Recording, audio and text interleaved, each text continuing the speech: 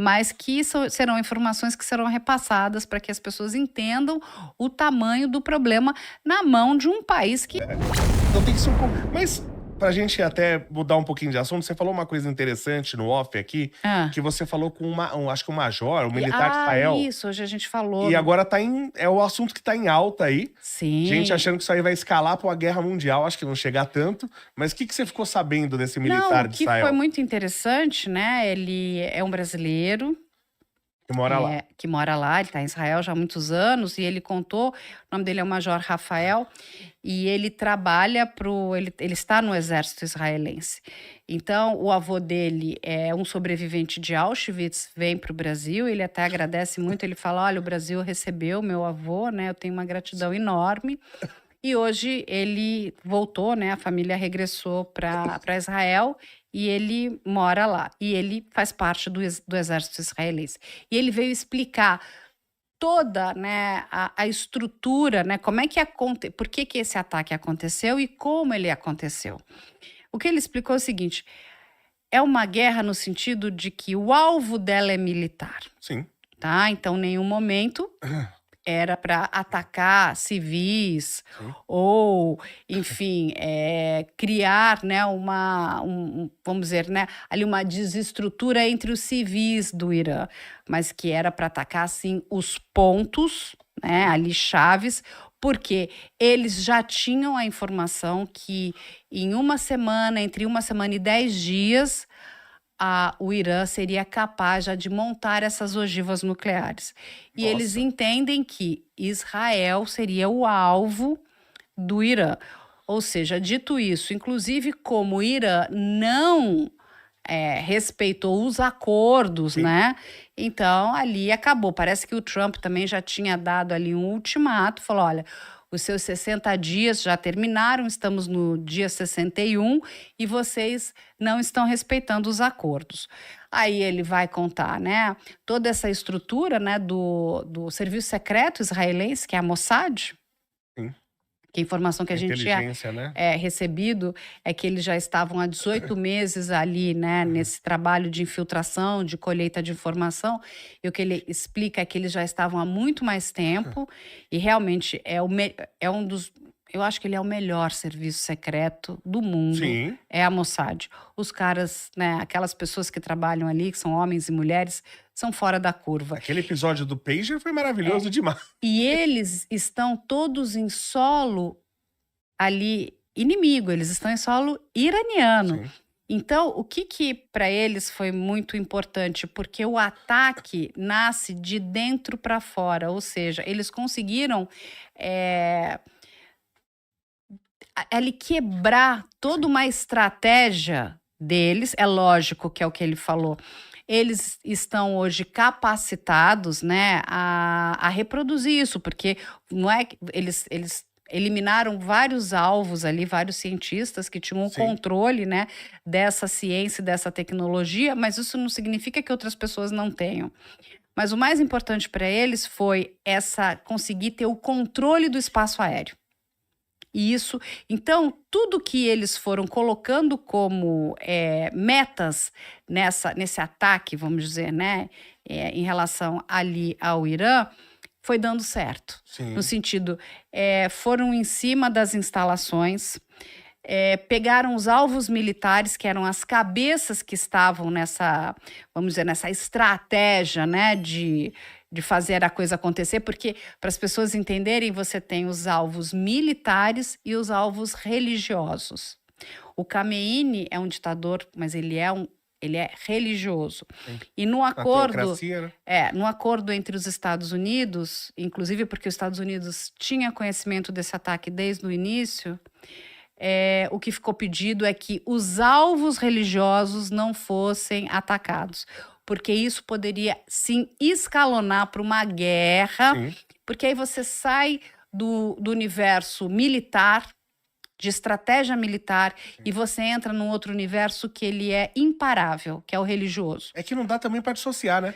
Que é uma coisa só, é uma teocracia. Eu sei, mas quando você vai lá e você extermina o alvo, que é o religioso, que é o Khamenei, você vai trazer um monte de pessoas, porque hoje você tem ali um uma sociedade que está muito polarizada, né? Você tem pessoas que são contra o governo. Certo. Então, o que que acontece? Quando você acaba com o líder religioso, você acaba unindo. Mais do que você destruindo, você, de repente, você pode Unir as pessoas. E não é só isso, você está unindo ali, você tem o Hezbollah, os Houthis, você vai trazendo um monte de problema, Todos os países todos islâmicos você pode trazer. juntos ali. Sim. Então, o que ele explica era, aquilo era cirúrgico, era ir em cima de alvos militares, ir em cima dos centros científicos, e agora, porque para mim o mais interessante é a gente pensar no pré, no durante e agora no pós.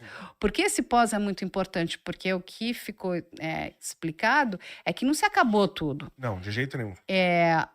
O que eles gostariam é que esse governo fosse deposto, mas que esse governo caísse, não, vamos dizer, por uma ofensiva de um ataque militar de Israel, entende? Entendi. Mas por enfim, que o próprio... Pelo conjunto dos resultados, Exatamente, que a população perceba que a sociedade que é tenha inviável. força para Isso. derrubar esse governo. Não Difícil. sei, eu também acho, não sei. Isso é o desejo. Sim. Entre o desejo e a realidade, a gente tem ali, né, um abismo. espaçamento, um abismo.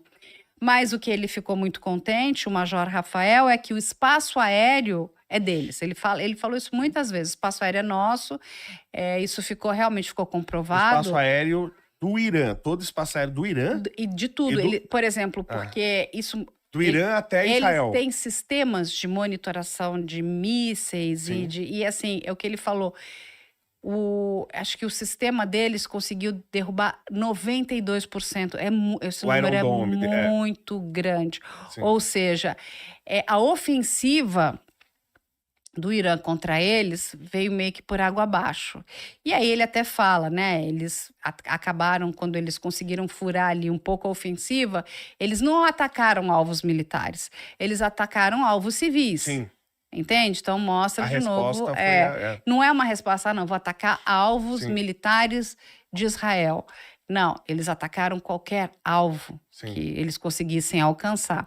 Mas eles estão muito... O problema é que a opinião pública justifica isso, né? A mídia tem uma função importante nisso, né? Aliás, saiu até uma música aí Qual? de artistas, que eu falo que artista tinha que aprender a ficar quieto, né? Não se meter nesse tipo de coisa. Pedindo, inclusive, para o Brasil cortar relações com Israel.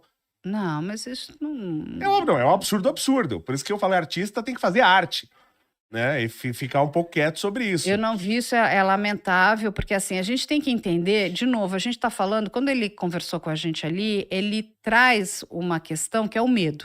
De Sim. novo, o medo é algo pessoal. Então, assim, aquele povo vive em constante medo de um ataque.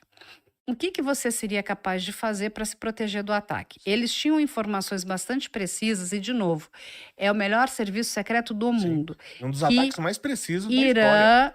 Irã estava pronto e conseguiria, né, montar essas ogivas nucleares no período de 1 semana a 10 dias.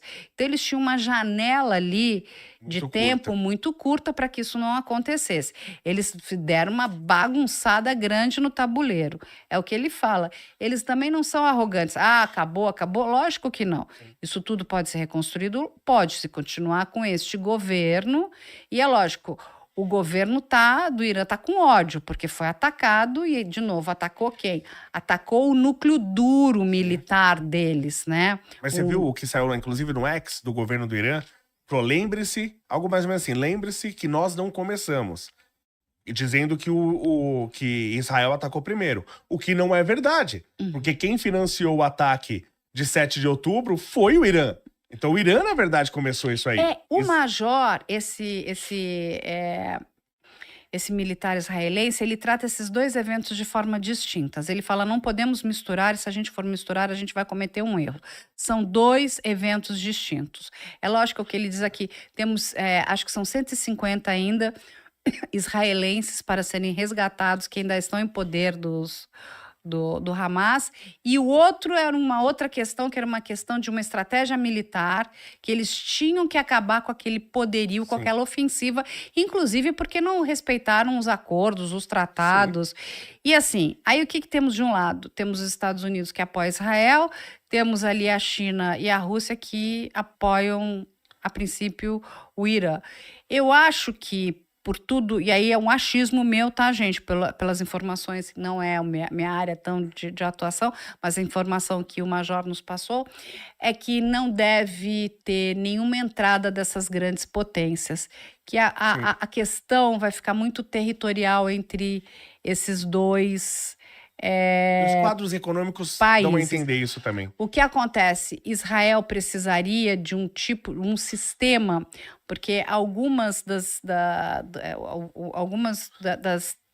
do problema estaria numa profundidade muito grande, aonde essa ofensiva israelense não chega. Eles precisam de um equipamento, de um aparato que é americano.